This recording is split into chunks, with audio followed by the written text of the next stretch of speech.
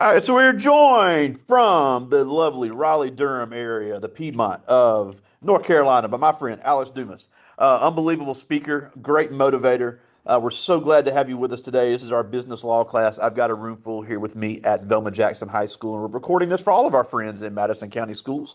My good friend April Majors over at Ridgeland High School, Madison Central High School, Germantown High School, the Academic Options Center, and our YouTube channel. So thank you so much for fitting us in your schedule today. No, I appreciate it. Glad to serve. Thank you for inviting me, and excited to serve these students. Yeah, it's and as we continue to celebrate Black History Month, it's just always a pleasure to see great Black leaders in our communities, and we'll talk about why that is so needed for these young people as we go along. But just give us a little background. You're originally from Long Island, New York, went to Yeah. Hofstra University, went to a couple of, and you have a couple of degrees, and you've built a unbelievable business for yourself. Just being an unbelievable speaker as well. Wow. Yeah. Thank you. Yeah. Hofstra University. It was good times in my life there, and that also came about from disaster, from being on my own for the first time a couple of years before that, going to a university within the state, right, one of the SUNY schools. Uh, as you would imagine, a 19, 20-year-old having their freedom for the first time, no responsibilities, nothing to do, lots of trouble to get into. And it's hard to explain to your parents, hey, why do you have a 1.4 GPA?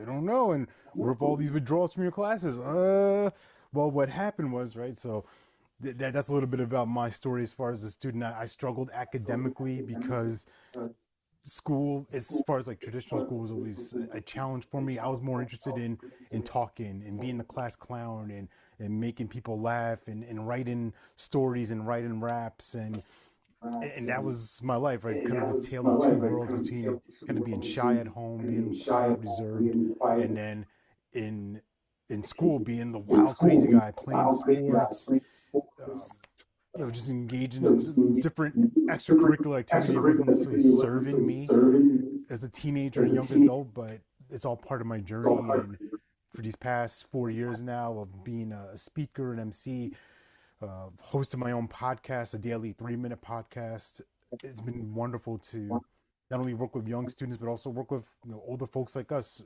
I say older, right? We're like born in the late 1900s, some of us, right? So we lost our wagon, our cart, our horses to dysentery. That's a Oregon Trail reference, kids, if you don't know what I'm talking about. But just coming from a diverse background, a diverse community at home, and then being at different, what you call like predominantly white institutions for school, right? I've just had a lot of best of both worlds of seeing the creativity, seeing the connection within the community, and then kind of feeling ostracized, or feeling like an imposter, or feeling like I didn't belong in certain spaces. But nothing's wasted. That's what brought me here today. So hopefully that gives you a snapshot of what my life has been like. Yeah, and you have a great clip online, and we'll definitely share your social media information for everybody to follow you and see all the great content you have. But you have a clip that I saw as I was getting ready for this, where you said you decided you wanted to be a speaker, and it was because you didn't see a whole lot of people that look like you that are doing what you do now. Because there's obviously a lot of talent, there's a lot of ability, but there's not always a lot of confidence when it comes to young people in general, but especially for rural Black communities have been left behind for decades. Lack of access, lack of resources, lack of information, and there's really no way to argue that. It's the proof is in the numbers. But at the same time, you saw a need there, and you've put yourself in a situation to command a room and to help people to learn how to do business. Because I tell these kids all the time, even if you're not the best student, you can still be extremely successful as a business person, being able to speak, being able to have those communication skills, to have that confidence. Because at the end of the day, believing in yourself takes you a lot farther, can take you a lot farther than depending on other people to believe in you. Yeah, 100%. One of the first speakers that really inspired me, most people know who this gentleman is, Les Brown. Is one of his famous speeches, you got to be hungry, right? And he's in front of 80,000 plus at this Georgia Dome, his grainy video. But the audio, the message still resonates from even back then till now about you got to be hungry. You really have to get out there and go after what you want. And really, at the end of the day, it's not over until you win. So, as you mentioned, these marginalized students and communities, yes, the access and resources aren't there, but if you have a strong enough desire, my framework, I call it WIN, WIN, and the I piece of that is intention. So if you're intentionally focused on something, you're committed to something, it's really hard to stop that. And I would hope for your students that they recognize that there's so many different ways of intelligence. I wasn't necessarily an academic, right? Even though I did well as I was pursuing my master's, I didn't fully complete it, but that's a whole different story. But I struggled with subjects because it wasn't interesting to me, or I just confused things. It just I didn't get it. But when it comes to people, when it comes to emotional intelligence, when it comes to empathy and compassion and just connecting with people, you might call me a genius at that because that's what I do best. That's where I'm coming from. I want to learn about people. I'm interested in people, and when you get to learn about people and their stories, they're going to speak your name in rooms that you can't even possibly imagine. It's happened for me time and time again, and that just comes from being a decent person, being a person of service, being a person that is willing to give more than you're willing to get. Yeah, and along the same lines, something that I've kind of had a theme of on this platform for with several guests is we can act like it doesn't exist, but every single person when they walk into a room is going to have things assumed about them, and it's not right and it's not fair, but everybody knows it's true. So as these kids start getting ready to get into the workforce, we got a senior with us in here today. He's graduating in just a few short months. Yeah, So congrats. yeah, and he's going to have to be ready to enter these spaces. So it's not a time where you have to be timid. You talk about that intention. So as kids are getting ready to apply for jobs, how important is it to be able to be that simple things, walk in a room and introduce yourself, being able to talk about what you bring to the table, and being able to talk to a potential employer, a potential customer, and any of those preconceived notions could really be erased in a matter of seconds. Yeah, I mean, within probably 10 seconds, maybe even less, someone's already decided. They've already decided the story about you. This person's dressed this way, this person looks this way, or they come from this neighborhood. I already have my bias, my internal bias working against that. So, as you said, we already know that, and it's tough to overcome. But what I would advise some of these students is get anchored into a couple of different things. And there's some technical things you can do.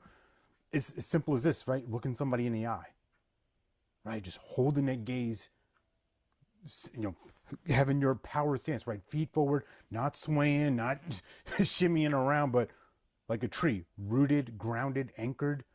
Handshake, firm, grasp, not a dead fish, not because these are signals that are like, all right, if you're not sure about yourself, then I can't be sure about you. Here's the thing about confidence. Most people say it's a sales thing, but it's really, I call it enrollment. I have to enroll you in an idea that I'm the right candidate for this position, or I'm the right student to be on this association or this board, whatever you're trying to do. So if you have to be in control of that. And the last piece I'll share is that your story matters and your voice matters. Nobody has a story like you. Nobody has a background like you. Nobody has experiences that you've had. And if you can find a way to creatively tell that in a compelling way, it's going to set you a lot further, right? Stories move people. Stories are going to be the thing that someone in the interviewing process says, you know what, this candidate A, candidate B, they're pretty similar, but this person, they've grinded, they've come from a background where maybe they haven't had many opportunities, and yet they found a way, right? They found resources within themselves and with others to put themselves in position.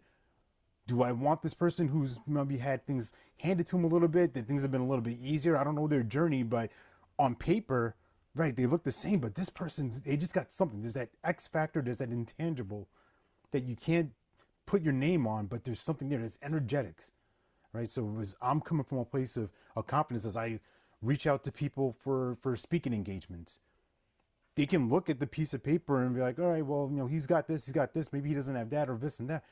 But we get in a conversation, they're gonna be like, okay, that energy, that transfer from me to you, that's what matters, and that's all about building relationships. But you have to be confident within yourself and knowing, all right, I know I can do this, and even if I can't at the moment, I know I'm smart enough. I know I have enough resources. I have enough commitment and intention inside that I can figure it out. Yeah, and it's not about where you start the race, it's where you finish it. Yeah. Because there's been numerous people that have been on this platform last year we had a woman in Atlanta who was born in a mud hut in Nigeria with no Mm. electricity, no plumbing, and now she's one of the leading cybersecurity leaders in the United States. So and I've never even heard of anybody having to deal with that and being able to be as successful as she is. So those stories can happen because if it can happen for her, it can happen for any of our young people that we have with us now or will see this later. And um, one thing that you kind of hit on too on some of your content is we all know social media isn't going anywhere, and it has a lot of good things. I mean, it's the way we connected, but so many things are on there for young people that really kind of skew reality because look, and I'm a big sports guy. I like seeing what my teams are doing and athletes are doing and the funny stuff. If I need a random chuckle, I like seeing the funny stuff. But I just urge these kids to find people like yourself and find other positive things because one thing that you will never be able to convince me otherwise is that if you're looking at a bunch of stuff on social media that's not pouring positive things into your life, you're going to continue to not have positive results. Yeah, 100%. Part going back to my framework, right? I call it win, worth, intentions, and network. And the network, goes beyond, right, friends, family, community, coffee, bless you. I see you coughing. It goes beyond that. What you just said a few moments ago, what we're consuming, who we're listening to, um, who we're engaging with, the kind of content, and yeah, and I'm guilty of it too. I love a funny doom scroll of trash memes and kind of sending out to people. It's fun, but I also got to recognize I have to take control of, all right, what am I inputting in? Is garbage in, garbage out, right? The inside, what you put on the outside is going to reflect.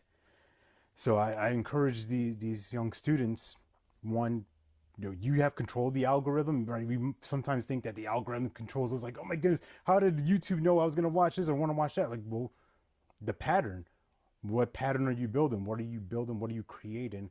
And one thing as far as our digital footprints that you can be mindful of is now at this young age, you get to build that. You get to be a person that puts positivity out in the world. And it might sound corny, like, oh man, that's whack, man. I don't want to do all that, but it goes a long way. If you have this track record of being known as that person who's always encouraging, somebody who's out there challenging the different ways of thinking, you're somebody out there who's conscious, maybe socially conscious, who's acknowledging other people.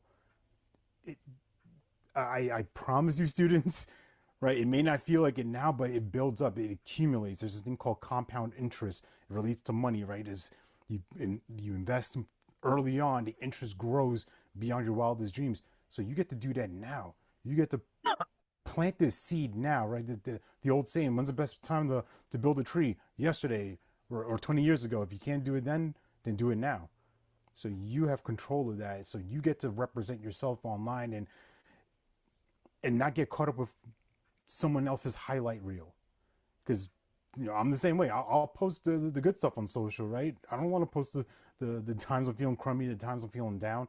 But even if I do, I'm also going to find a way to look at what's the lesson I learned from that, because that's going to help somebody else too. So you get to be vulnerable, you get to be authentic and real you, but also recognize that you're the one pressing send. You're the one, Facebook's asking you what's on your mind. You're the one who gets to control what's on your mind for other people to see. So something to consider. I don't want to preach at y'all, but I just want you to really think Yeah. about that. Oh my goodness, in 10 years, right? Maybe at some point for some of y'all who are maybe going to be blessed to be parents, would you want your kids to see you in the club, twerking, like all these crazy things? Like what kind of legacy do you want to leave for yourself? Now, they're handing me some really good questions, and we're about to get to those. But before we get to Sure. those, I want to talk about, you mentioned that you getting into this space was because you had never seen anybody like that before, that looked like you doing this. So, obviously, everybody can't be a professional speaker, and it's not meant for everybody, just like being a teacher isn't for everybody. But part of these lack of resources in some of these communities was the lack of opportunities for some of these careers. So, as these kids start making decisions to go to college or trade school or military or whatever, why should they really have that confidence to maybe step into a space where they don't see a whole lot of people uh, like them or somebody in their family has never done? Because one thing I say on here a lot is you can be the first at something, but that doesn't mean you can't be the best at it too. Yeah. I often say this to clients and colleagues that we have these choices. You can either look good or you can get better.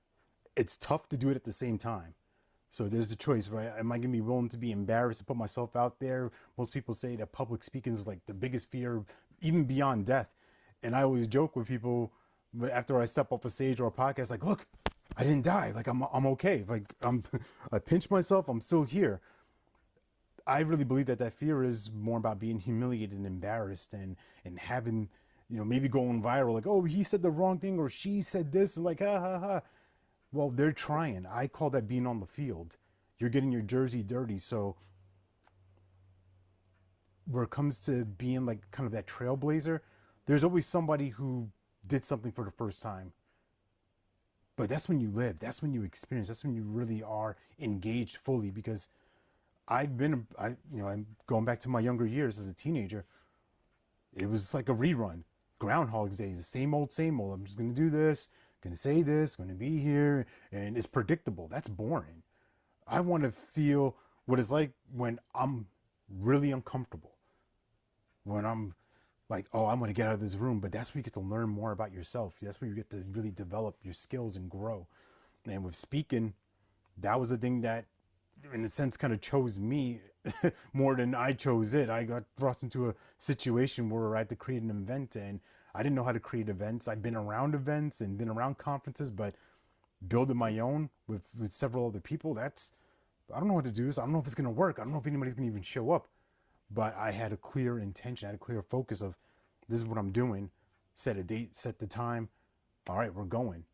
So for you young folks out there watching this, I would just encourage you and think about the worst thing that someone can say is yes, because now you have to deliver, right? We speak about these big dreams. Hey, I want to do this. I want to go there. Someone gives Man, you an that is a good opportunity. Now point. it's like, oh, what do you mean I have to do it, right? So Wow. it's one thing to talk a big game, but now can you walk it? And I think Man. all of us have the capability, and we can do it. Wow. And that's a great segue to this first question. I love this. This is Derek Mitchell. He's an 11th grade member of our drum line here at Velma Jackson. And he asked, did you always have the feeling to get into this field, or is this something that you picked up along the way? Yeah, this is something that I picked up along the way. I mean, kind of what I shared earlier about being kind of the entertainer in my classroom and being the class clown. I think I always had that love for the applause and the cheers and the laughs, right? Is, similar to like a comedian. You always want to get like that next laugh. You get a good one, but man, it's addictive. Like I want that next one. I want the next thing. So I'll give you a quick story, Derek, that I just alluded to. 2021, November, I had enrolled into a group coaching program. So I was going to work with an experienced coach to help me with my business, myself and three other people. The challenge was that I did not have the money to pay this coach at the time. So I'm scrambling around. I'm thinking, what can I do? What can I do? And we come up with an idea to create a one-day event. So we do that. We're going to use the money that we raised from the event to pay this coach. Very noble thing, right? Well, things changed around because we started to struggle a little bit. We have to remember 2021, we're still coming off the heels of the pandemic. So people are not looking to be in person, right? This is going to be an in-person event. We have Christmas coming along. We have Thanksgiving. We have Hanukkah, Ramadan, New Year's.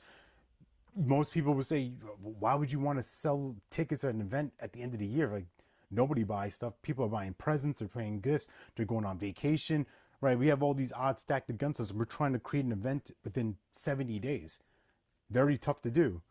But the intention shifted when we got an opportunity to look at our coach saying, let's raise the same amount of money, but rather than you paying me the money, I want you to donate it to charity. I want you to give it away to nonprofit organizations. And I'm shrinking right now because this is the weight that was on me, thinking about, well, how am I going to do this? How am I going to pay this coach? I'm stressing. And then we're going to give it away. And then the story became different. I started telling the story of these organizations. So finding a bigger purpose allowed me to remove myself the emotional attachment of, please help me. Like, Greg, please buy these tickets to bail me out because I'm in over my head. I need you to save my butt. Now it's, can you help this? Can you share this? Can you do this for us? And people were so enrolled, engaged in it. They're like, I'm going to buy tickets, or I'm going to come to the event, or I'm going to share this on my social media. And within, these 70 days, we put almost 300 people in a room. That would seem Wow. impossible, right? If you were to tell me that today, Greg, I'd be like, Greg, you need yourself like one of those special jackets. Like they're really snug. You should go into like a nice room with pads and all that, because you're kind of talking crazy. That doesn't happen.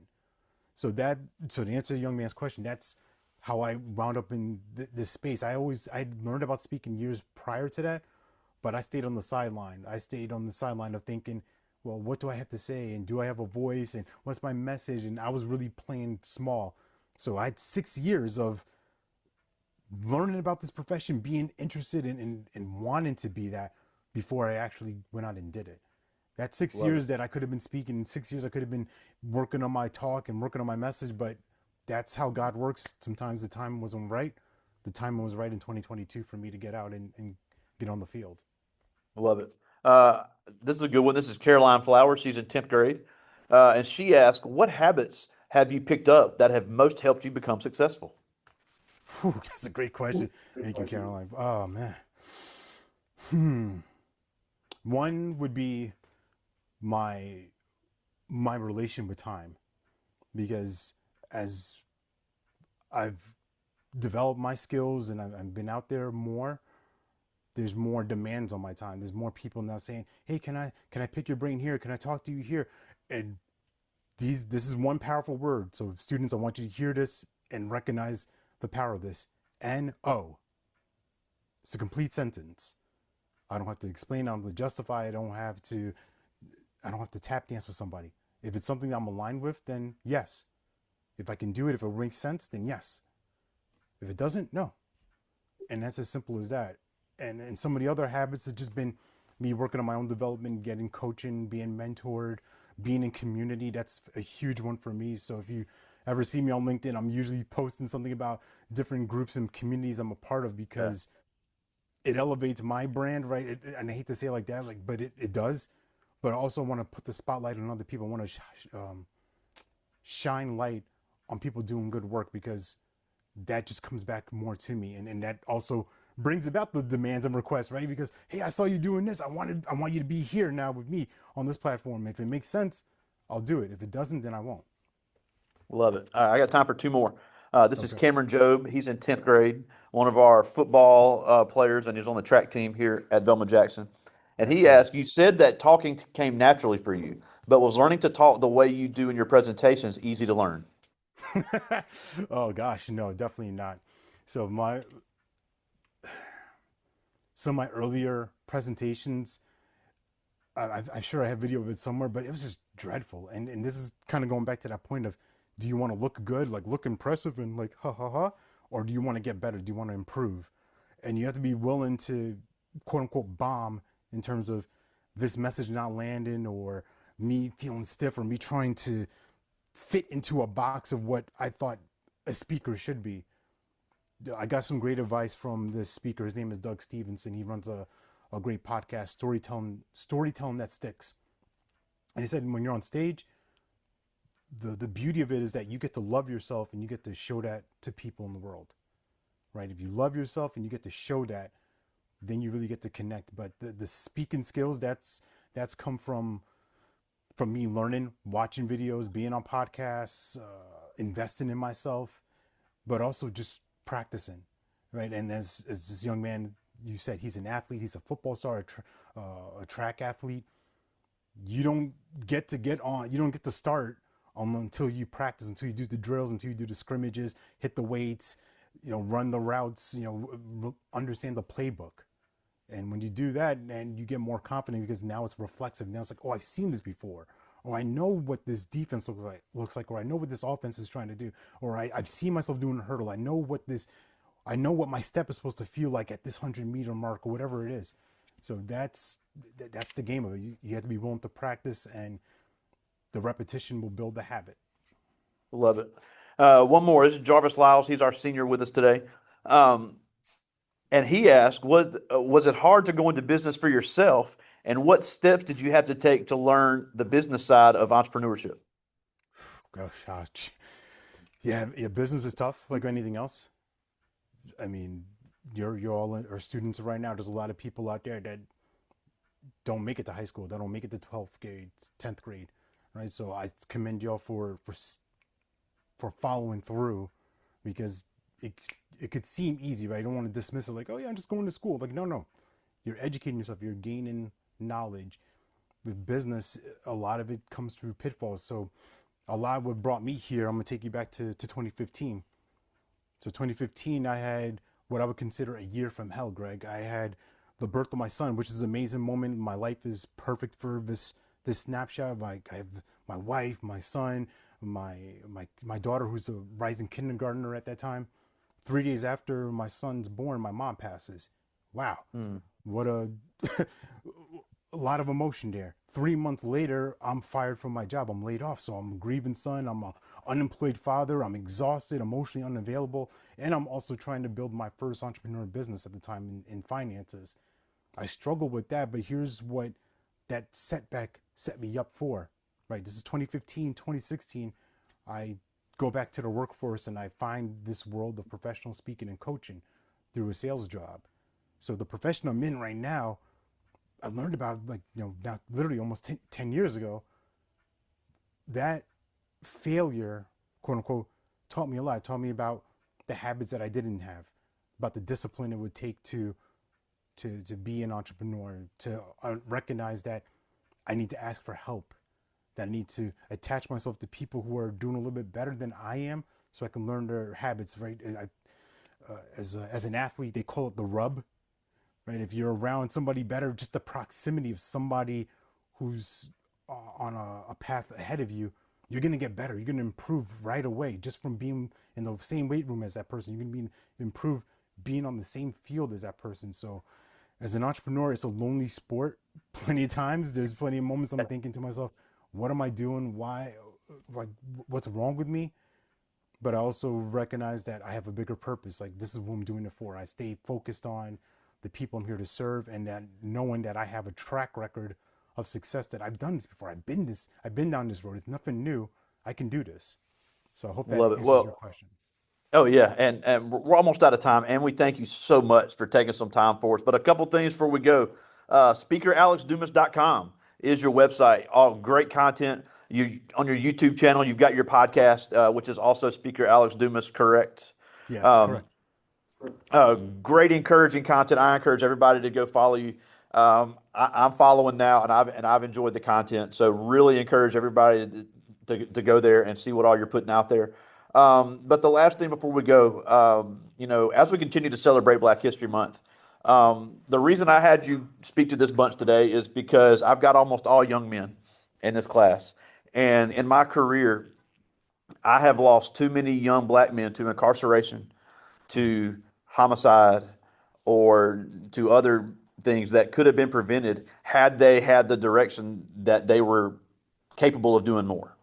So as these young men start making decisions for their life that is going to affect the rest of their life, why do they need to understand that we need more successful black men in our communities? And we need them for our economy, we need them for our culture, we need them for our families, and we just need them to be everything that they are capable of, because just because they haven't seen it doesn't mean they can't do it.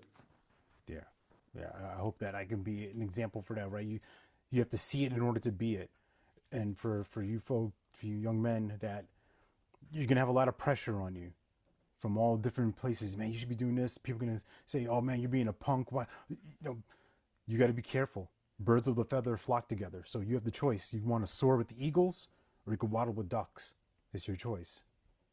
I love it. Well, again, we thank you so much for joining us. That was some powerful stuff, and I'm going to continue to enjoy your content. And it was great to finally connect with you. But we'll definitely have to do this again, my man, Alex Dumas, all the way from Raleigh, North Carolina. Thank you so much for joining us today. Appreciate you, Greg. Thank you, and stay blessed for All you. right, see you.